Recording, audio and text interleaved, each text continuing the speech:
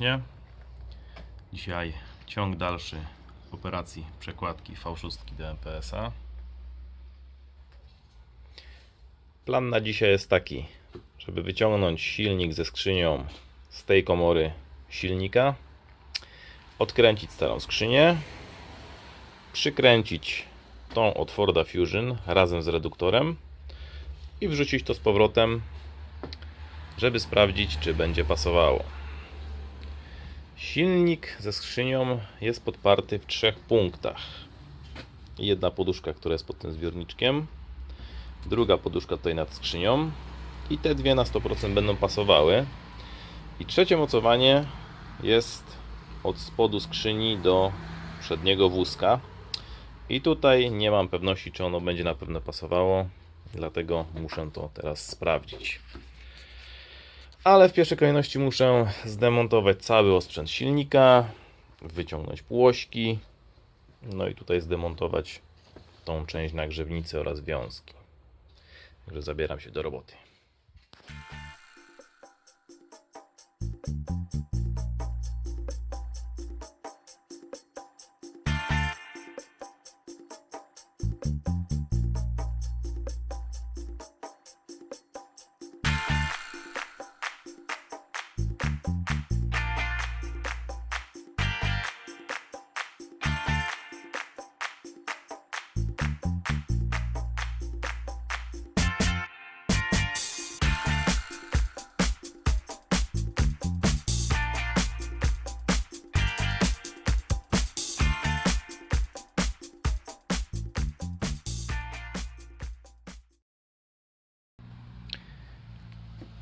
W wersji USA jest troszeczkę inaczej skonstruowany układ klimatyzacji. Obydwie rurki, które wychodzą z parownika, kierowane są tutaj na prawą część pojazdu. Tak, i tutaj rurki trafiają do kompresora oraz do chłodnicy albo skraplacza, jak kto woli. Jest również ta chłodnica w wersji USA ma troszeczkę inną konstrukcję. I prawdopodobnie cały układ z wersji USA, przynajmniej ta część, która znajduje się w komorze silnika, trafi do MPS-a. Ale również do MPS-a będę musiał zatem przełożyć parownik, który znajduje się tutaj wewnątrz tej nagrzewnicy. Sama nagrzewnica ma troszeczkę inną konstrukcję w wersji USA, aczkolwiek parownik powinien pasować. Ale pewności nie mam. No, to będę wiedział dopiero, jak wyciągnę nagrzewnicę z MPS-a.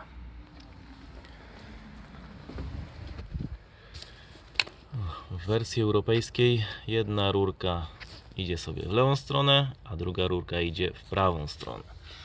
I ta cieniutka idzie tutaj pod osprzętem, pod akumulatorem i dociera tutaj gdzieś z tej strony do chłodnicy. No i teraz cały ten przewód musi zostać tutaj przeprowadzony między chłodnicą a silnikiem tak naprawdę.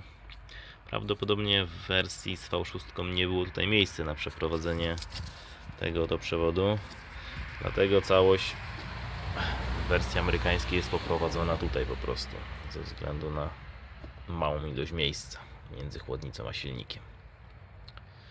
No zobaczymy jeszcze, jak to będzie wyglądało, nad tym się nie zastanawiałem.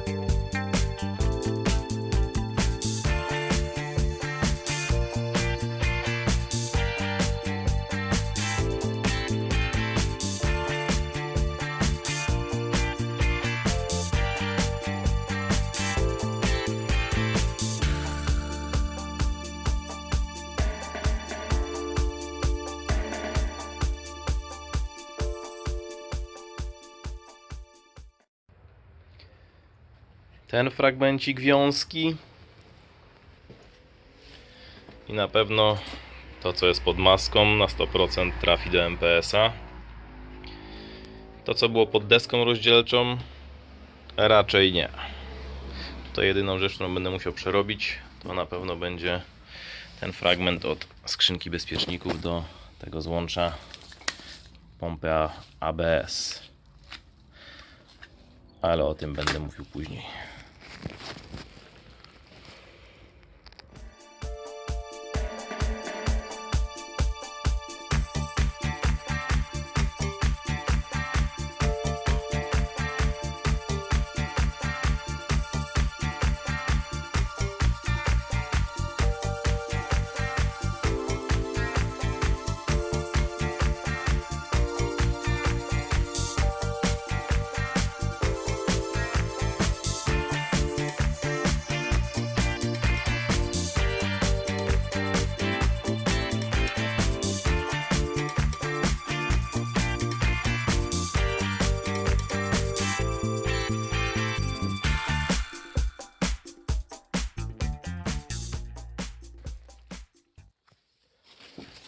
Na korku spustowym trochę szlamu i opiłków, ale chyba nie ma tragedii, co by oznaczało, że ta skrzynia jest jeszcze w dobrym stanie.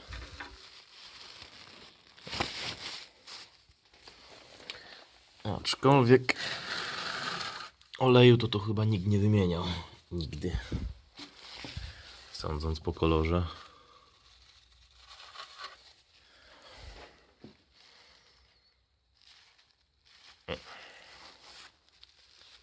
Zdecydowanie nie.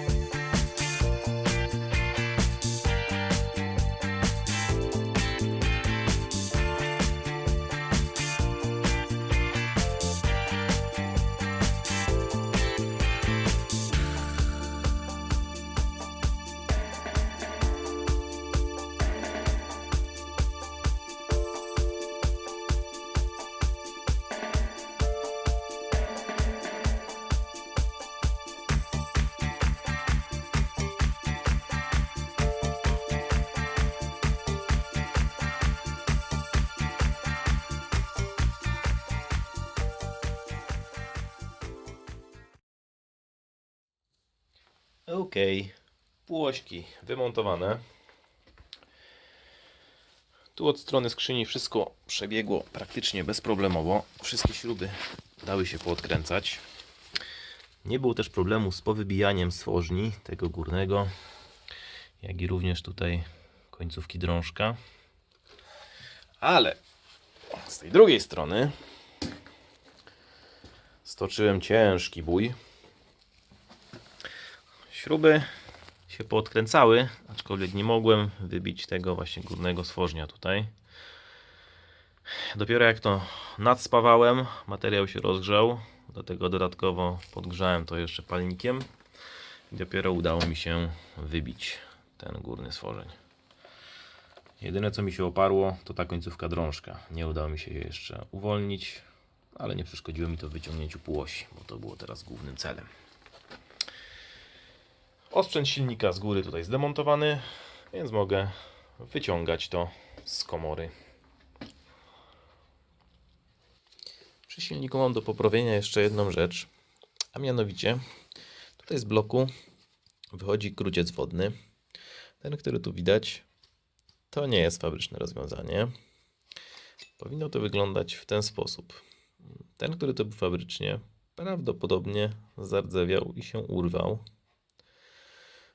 I ktoś dotoczył tutaj coś takiego, obstawiam, albo dobrał z jakiegoś innego auta. Tylko jest jeden problem. Ten fabryczny kruciec ma dwie średnice. Ta, która siedzi w bloku, jest mniejsza, a ta, która wystaje i jest nałożony tutaj wąż, jest większa. A ten dorobiony po całości ma średnicę, obstawiam taką, jak ta, która siedzi w bloku. Przez co ten wężyk, który jest tutaj, jest strasznie luźny. Ten, kto tutaj to dorabiał, to dowalił po prostu opaskę, nakitował silikonu i jakoś się to uszczelniło. No ale ja będę chciał to poprawić. Ja ten fabryczny kruciec, będąc w Stanach Zjednoczonych, zakupiłem za jakieś $5, z tego co pamiętam. Także teraz będę musiał ten jakoś wydobyć. Mam tylko nadzieję, że ten, kto montował ten kruciec, nie zmajstrował nic tutaj w tym bloku, nie rozwiercił tego otworu i tak dalej. No bo jeżeli zostało to rozwiercone, to ten kruciec fabryczny już nie będzie tutaj pasował.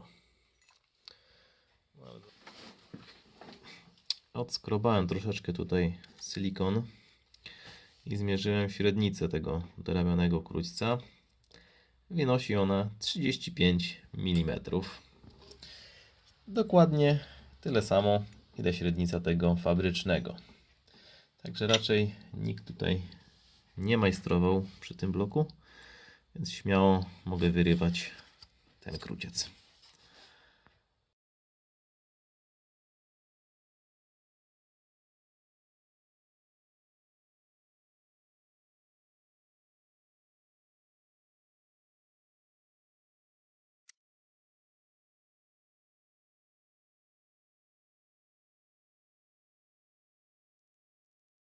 No i wymontowane.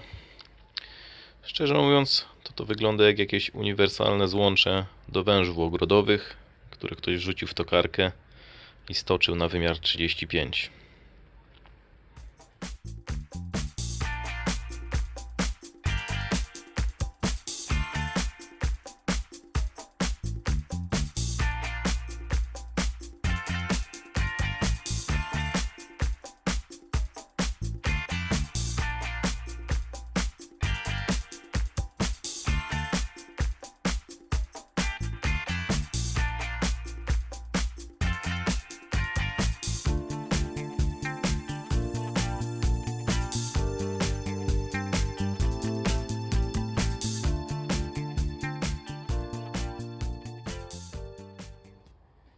Ok, odkręciłem dolne mocowanie skrzyni i w tym momencie cały zespół trzyma się na tej poduszce oraz na tej.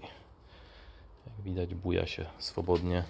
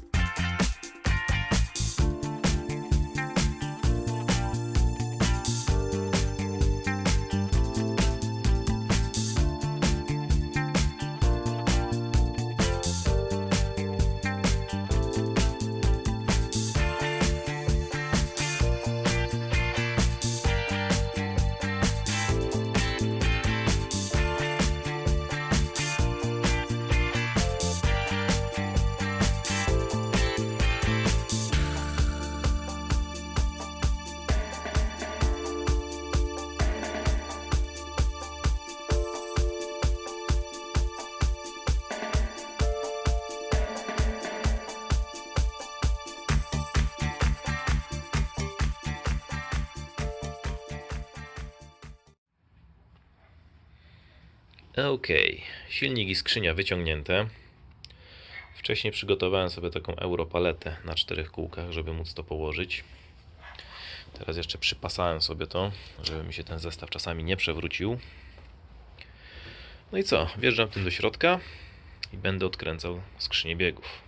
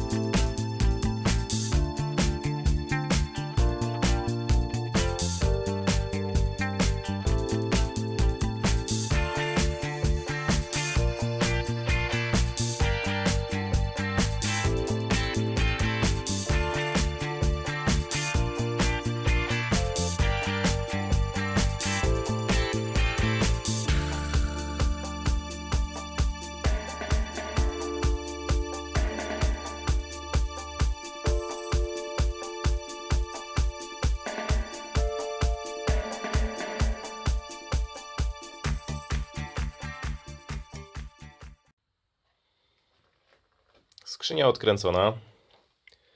Położyłem ją na palecie razem z tą fordowską, żeby je porównać. Niestety kiepskie warunki, trochę tu ciasno. W zasadzie to mam tutaj teraz 4 silniki. 6 cylindrów, 6 cylindrów, 4 i 8. To daje razem, kurde, 24 cylindry. Wracając do tematu. Z tej perspektywy widać, że te skrzynie są praktycznie rzecz biorąc identyczne. Tutaj małe sprostowanie. W pierwszym odcinku w tabelce podałem oznaczenie tej skrzyni jako AW6A-L. Jest to oznaczenie stosowane przez Mazdę, a w rzeczywistości jest to skrzynia o oznaczeniu TF81SC firmy Aisin.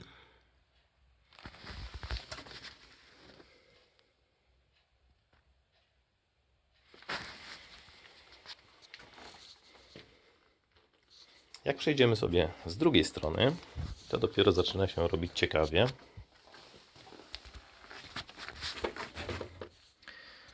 Z tej perspektywy te skrzynie już nie wyglądają identycznie.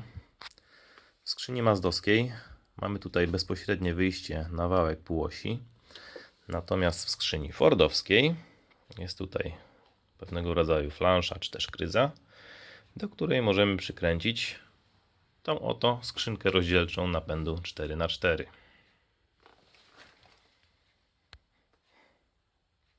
Dalszy plan działania jest taki. Tą skrzynię razem z tym rozdzielaczem napędu przykręcam do silnika i wraca ten zestaw z powrotem do komory, ponieważ muszę sprawdzić, czy będzie pasowało to dolne mocowanie skrzyni, tak zwany lizak. Jestem już po wstępnych pomiarach i prawdopodobnie będę musiał to przerabiać, także zabieram się do roboty.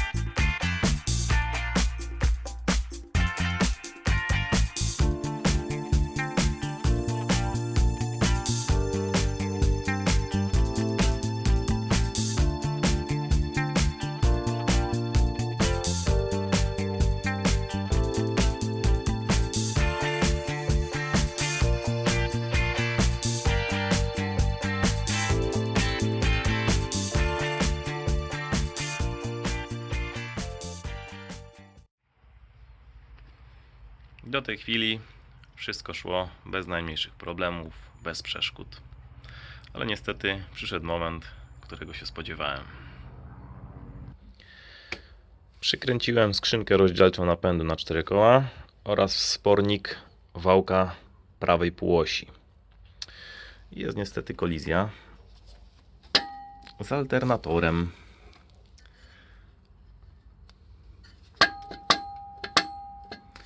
Ale to na szczęście nie jest duży problem, ponieważ podetnę tutaj delikatnie alternator, w sumie obudowę alternatora i będzie to pasowało.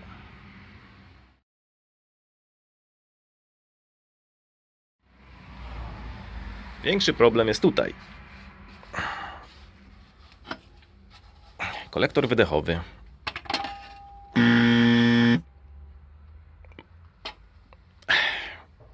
Będąc w Stanach spodziewałem się, że będzie z tym problem. Dlatego zabrałem ze sobą kolektor wydechowy od Forda Fusion. Więc problem rozwiązany.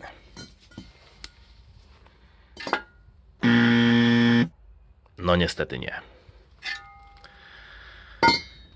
W Fordzie Fusion jest troszeczkę inne ułożenie osprzętu. W tym miejscu znajduje się pompa wspomagania, która jest gabarytowo mniejsza.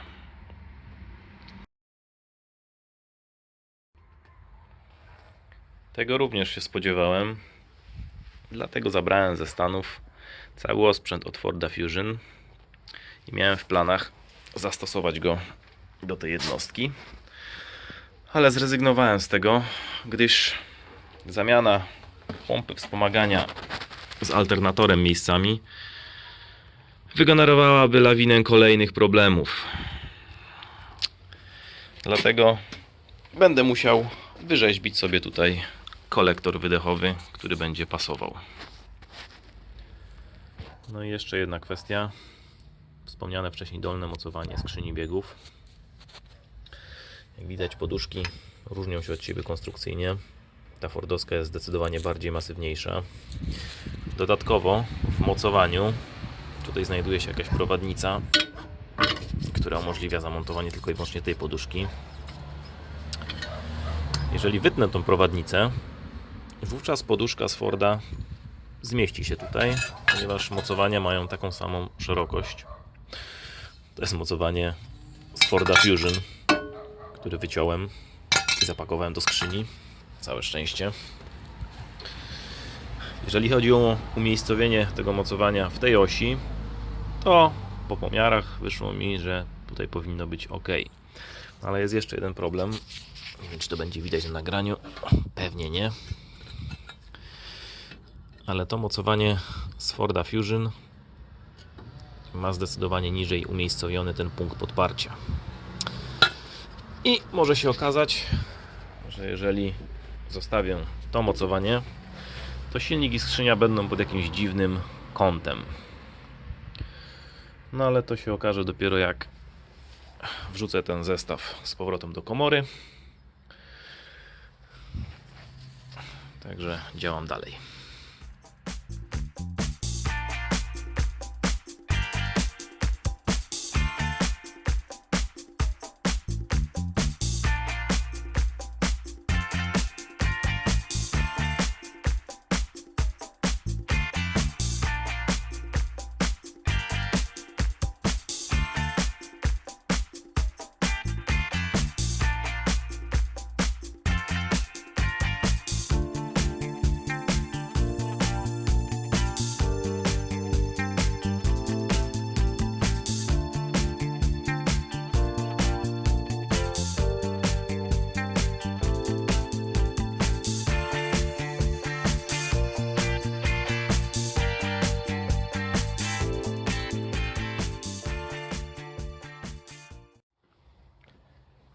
Houston, mamy kolejny problem, tym razem poważny. Silnik ze skrzynią jest już wewnątrz komory. Z tej strony łapa oparła się o poduszkę, ale z tej strony jeszcze nie. Jest delikatnie w powietrzu. Mało tego, całość musi iść jeszcze około centymetra do środka, ale nie ma takiej możliwości, bo skrzynka rozdzielcza napędu na 4 koła ma kolizję z maglownicą. Nie wiem, czy to widać. Mam tutaj górne mocowanie skrzyni razem z poduchą z Forda Fusion. I tak po szybkich oględzinach wychodzi na to, że cały zespół napędowy w Fordzie Fusion jest zawieszony jakieś 2 cm wyżej. I tam dlatego ta kolizja prawdopodobnie nie występuje. Zamontuję teraz na szybko tą poduchę i zobaczę, czy się to wszystko uniesie do góry.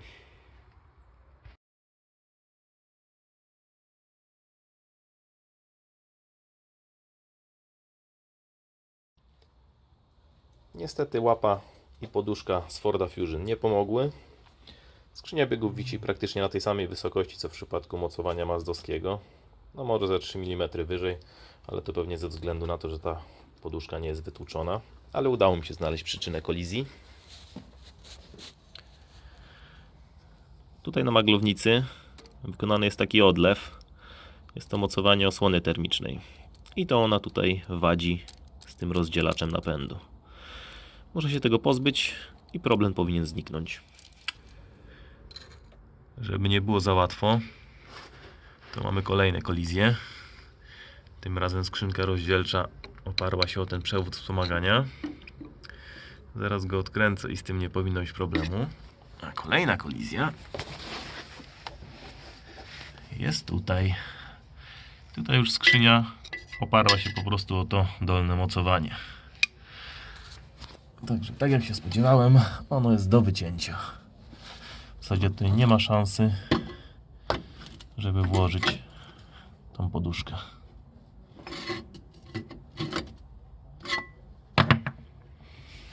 Po wycięciu tego dolnego mocowania skrzyni i odkręceniu tego przewodu wspomagania, silnik ze skrzynią usiadły idealnie na swoim miejscu. Nie występuje tutaj żadna kolizja już. Docelowo wykorzystam maglownicę, która obecnie siedzi w MPS-ie. Tam nie ma w ogóle tych uchwytów i te wszystkie rureczki od wspomagania są zdecydowanie lepiej poprowadzone.